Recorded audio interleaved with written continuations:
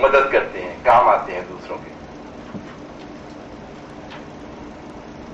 یہ اسکندر اعظم کا جو قصہ ہے شاید آپ نے سنا ہوگا اسے، کہ جب وہ مرا تو اس نے کہا جی میرے تابوت سے میرے ہاتھ باہر نکال دینا. سنا ہے نا آپ سب نے کہ جب وہ مر گیا، اسکندر اعظم نے آدھی دنیا فتح کر لی تھی، لیکن جس حالت میں مرا اس کا ذکر میں کروں گا. لیکن اس نے جب مرتے وقت وصیت کی کہ ہاتھ میرے باہر نکال دینا ڈبے میں سے، تابوت میں سے، تاکہ لوگ دیکھیں میں خالی ہاتھ جا رہا ہوں، میرے ہاتھ میں کچھ نہیں ہے. اچھا، اسکندر اعظم آخر میں بہت سے گھمنڈ ہو گیا تھا، پرائڈ ہو گیا تھا. اس کے اسٹیچوز بن گئے تھے، لوگ اس کے پاؤں کو بوسہ دیا کرتے تھے. اگر کسی کی بات اس کو اچھی نہیں لگتی تھی تو اس کے باڈی گارڈز جو نیزہ لے کے کھڑے ہوتے اس زمانے میں، وہ اسے اشارہ کرتا تھا، وہ نیزہ مار کے اسے مار دیا کرتے تھے. بہت دہشت، بہت ڈر، خوف ہو گیا تھا اس کا، لوگ نزدیک نہیں آتے تھے. آخر چند مہینے جب وہ بیمار پڑا تو ترستا تھا لوگ آ جائیں، بیٹھ جائیں، پیار محبت سے بات کر لیں. کوئی نزدیک نہیں آتا تھا خوف کے مارے. تو آخری الفاظ اس طرح کہیں پہ میں نے دیکھے کہ آخری وقت آیا تو اسکندر اعظم نے کہا میں دنیا کو فتح کرنا چاہتا تھا لیکن موت نے مجھے فتح کر دیا. افسوس مجھے اس دنیا کا سکون نہ مل سکا جو ایک عام آدمی کو حاصل ہوتا ہے. مایوسی میرے لیے جرم تھی، لیکن آج مجھ سا مایوس انسان دنیا میں کوئی نہیں. میں دو چیزوں کا بھوکا تھا، ایک حکومت، دوسری محبت. حکومت ملی مگر میرا ساتھ نہ دے سکی. محبت کو میں نے بہت تلاش کیا مگر کبھی نہ پایا. اصل چیز پیار محبت ہے انسان کی. جس کو پیار محبت مل جائے، جس کی ریلیشن شپ ٹھیک ہو، وہ اصل انسان ہے. 10 کمانڈمنٹس کا ذکر سنا ہوگا آپ نے. حضرت موسیٰ جو تختی لے کر آئے تھے، ان کو آپ پڑھیں تو سب کمانڈمنٹس ریلیشن شپ پر ہیں.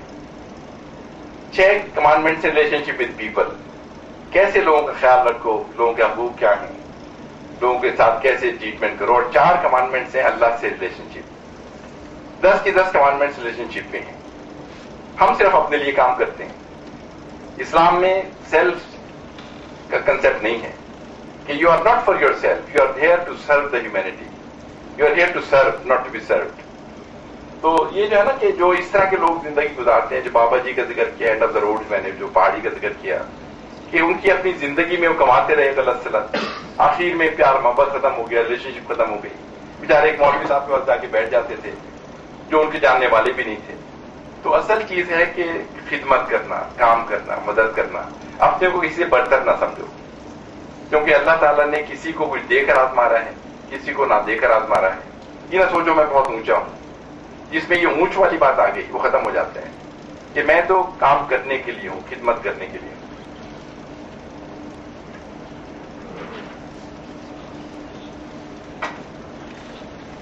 یہ ایک اور بہت بڑی خرابی جو ہمارے دین میں بہت سختی سے منع کی ہے نا، منافقت. منافقت قرآن شریف میں ذکر ہے، اپنے مردار بھائی کا گوشت کھانے والی بات، کہ جو منافقت کرتا ہے، پیچھے بری باتیں کرتا ہے. اور ہم تو کرتے ہی ایسے ہیں، مزے لیتے ہیں دوسروں کی برائیاں کر کے اس کے پیچھے. تو کہتے ہیں جو منافقت کرے اس کو تو اپنے مردار بھائی کا گوشت کھانے کے برابر ہے. اور ہمارے یہاں سب سے زیادہ کامن ہے منافقت. سامنے بڑی تعریفیں کریں گے، آپ تو پری لگ رہی ہیں، بڑی خوبصورت لگ رہی ہیں، باہر نکلے تو تم چڑیل تھی، بالکل ایسی لگ رہی ہے. مطلب اس طرح کی باتیں آپ عام دیکھتے ہیں لوگوں کو. سامنے بڑی اچھی اچھی باتیں، کام نکلوانے کے لیے، خوشامد کرنے کے لیے. اگر ہمیں اپنے اندر کا رخ پتہ چل جائے کہ ہم اصل میں کیا ہیں. ایک تو ہے نا کہ آپ اوپر سے نظر آ رہے ہیں، ایک ہماری سیرت کیا ہے. میں جب اسکول میں تھا تو ایک مجھے چھوٹی سی کتاب ملی میجک مرر کے نام سے، جادو کا شیشہ. تو اس میں یہ خاصیت تھی، اس میں آپ کی انر سیلف نظر آتی تھی، آپ کی سیرت، آپ اندر سے کیا ہے. تو وہ بندہ جب عام مرر میں دیکھتا تھا بڑا خوبصورت لگتا تھا، جب اس مرر میں دیکھتا تو اندرونی کیفیت کہ اس میں خرابیاں، دوسروں کو تنگ کرنا، منافقت کرنا. تو اگر ہمیں اندر کی شکل نظر آ جائے اپنی، تو شاید ہمیں خود نفرت ہو جائے اپنے آپ سے. اصل انسان وہ ہے جس کی ظاہر اور باطن ایک ہے. آپ اندر سے وہی ہیں جو باہر سے ہیں. اور یہ سب سے بڑی خوبصورتی انسان میں ہوتی ہے کہ وہ ڈیپینڈیبل ہوتا ہے. کہتے ہیں اس پہ ہم ڈیپینڈ کر سکتے ہیں، جو کہتا ہے وہ کرتا ہے. ایک دعا رسول کریم صلی اللہ علیہ وسلم مانگا کرتے تھے بہت زیادہ کہ اللہ تعالیٰ میرے باطن کو میرے ظاہر سے بہتر کر دے اور میرے ظاہر کو مزید بہتر کر دے. ظاہر پہ بھی زور تھا، اچھے لگو، صاف ستھرے لگو، ٹھیک لگو.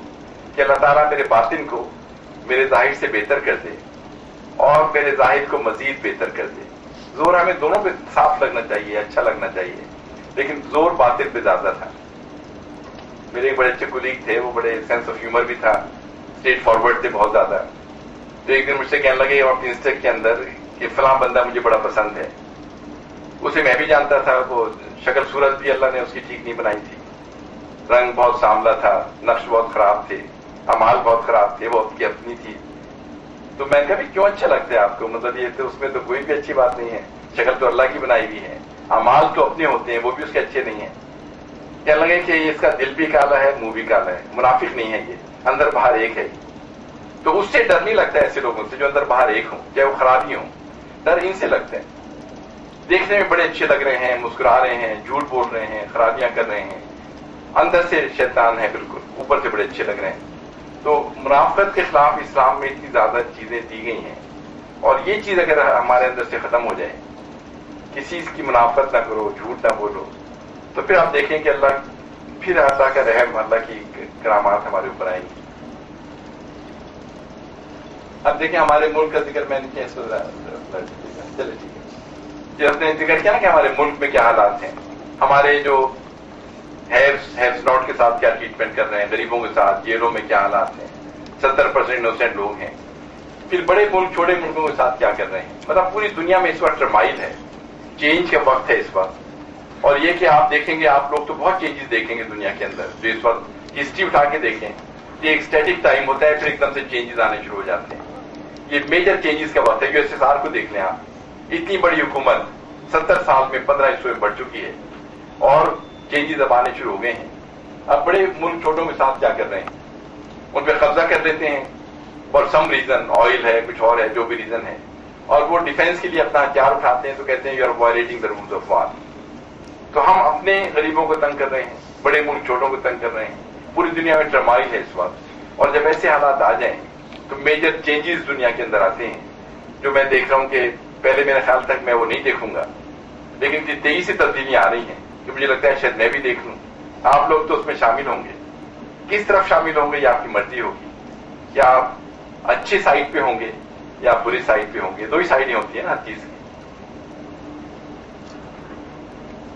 قرآن شریف کی ملٹیپل آیات ہیں اسی سلسلے میں کہ زمین اور آسمانوں میں کتنی نشانیاں ہیں جن پر سے یہ لوگ گزرتے ہیں اور ذرا توجہ نہیں کرتے. ہم دیکھتے ہیں نا کہ قیصر و کسریٰ کا کیا بنا، کس طرح لوگ تباہ ہو گئے.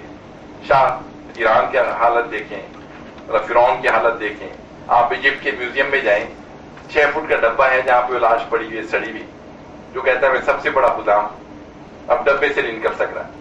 تو مطلب آپ کہتے ہیں کیا تم دیکھتے نہیں کہ لوگوں کے ساتھ کیا ہوا، کیا کیا ان کے ساتھ انجام ہوئے. وہ جانوروں کی طرح ہیں، بلکہ ان سے بھی زیادہ گمراہ، وہ غافل ہیں. جانور بھی اتنی غلط باتیں نہیں کرتے جیسے انسان کرتے ہیں، ان کا دماغ ہی لمیٹڈ ہے. وہ تو ایک دوسرے کو کھا لیتے ہیں ایٹ دا موسٹ. ہم تو بغیر مقصد کے ٹارچر کرتے ہیں، تماشا دیکھتے ہیں لوگوں کا. تو جانوروں سے بدتر کا ذکر ہے یہاں پہ.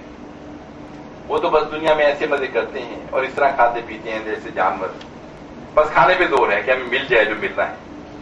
اس سلسلے میں آپ نے کبھی، آپ تو بچے ہیں سب، لیکن بڑے جو ہیں یہاں پہ شادیوں میں آپ جاتے ہوں گے تو دیکھتے ہوں گے سب سے امپورٹنٹ ایونٹ جو ہوتا ہے نا کہ روٹی کھل گئی ہے نا، جب اراؤنڈ ہوتا ہے دیکھیں کیسے بھاگتے ہیں لوگ جیسے بھوکے ہوں صدیوں کے. اور یہ نہیں کہ غریب لوگ ہوتے ہیں. وہ میں کئی دفعہ یہ اسلام آباد ہوٹل یا جو میریٹ میں گیا، وہاں تو 20-21 گریڈ سے کم کوئی آتے ہی نہیں ہے. تو وہ بھی ایسے جا رہے ہوتے ہیں جیسے پتہ نہیں پہلی دفعہ اور آخری دفعہ کھانا ہے ان کا. تو ایک دفعہ میں نے دیکھا کہ ایک میرے جیسے بابا جی پلیٹ لے کے آہستہ آہستہ چل رہے تھے، پیچھے کھڑے تھے. ینگ لڑکے جلدی پہنچ گئے تھے، وہ تیز بھاگتے ہیں. تو یہ بڑا سینس آف ہیومر ان کا مجھے اچھا لگا. وہ اپنی پلیٹ آگے کر کے ایک ینگ بندے سے، آپ جیسے بندے سے کہنے لگے کہ بیٹا میرا کم ٹائم رہ گیا ہے، تمہارا تو بہت ٹائم رہتا ہے، پہلے مجھے کھانے دو. مطلب آخر تک کھانے کا خیال ہے. مطلب یہ کہ کھانے سے بیماریاں پیدا ہوتی ہیں. مطلب فاقے سے لوگ نہیں مرے، مطلب جو کم کھاتے ہیں، لیکن زیادہ کھانے سے آپ دیکھتے ہیں ہر طرح کی بیماریاں، پرابلم آ جاتی ہیں. یا آخر میں ہے ان کے اعمال کی وجہ سے اللہ کی طرف سے ان کے دلوں اور کانوں پر مہر لگ گئی ہے اور ان کی آنکھوں پہ پردہ ہے. ایک وقت کے بعد اللہ کہتا ہے بس اب سیل لگ گئی. چینج کا بات ایک ہوتا ہے، لیکن پھر آپ کی عادتیں پختہ ہو جائیں، آپ چینج نہ ہو سکیں، پھر اللہ کہتا ہے کہ بس یہ اینڈ آف دا گیم ہے، اب یہ اسی حالت میں یہاں سے جائیں گے. اور آخر میں تیسرے پارٹ پہ آنے سے پہلے یہ سورہ 3 میں جو میں نے آپ کو ذکر کیا کہ اللہ نے کس چیز سے ہمیں بنایا، مٹی سے، نائٹرو ایلیمنٹ سے، جو میں نے ذکر کیا آپ سے. آپ ایک ایک حصے کو دیکھیں، اپنے دل کو دیکھیں، اپنے دماغ کو دیکھیں، اپنے ہاتھ کو دیکھیں.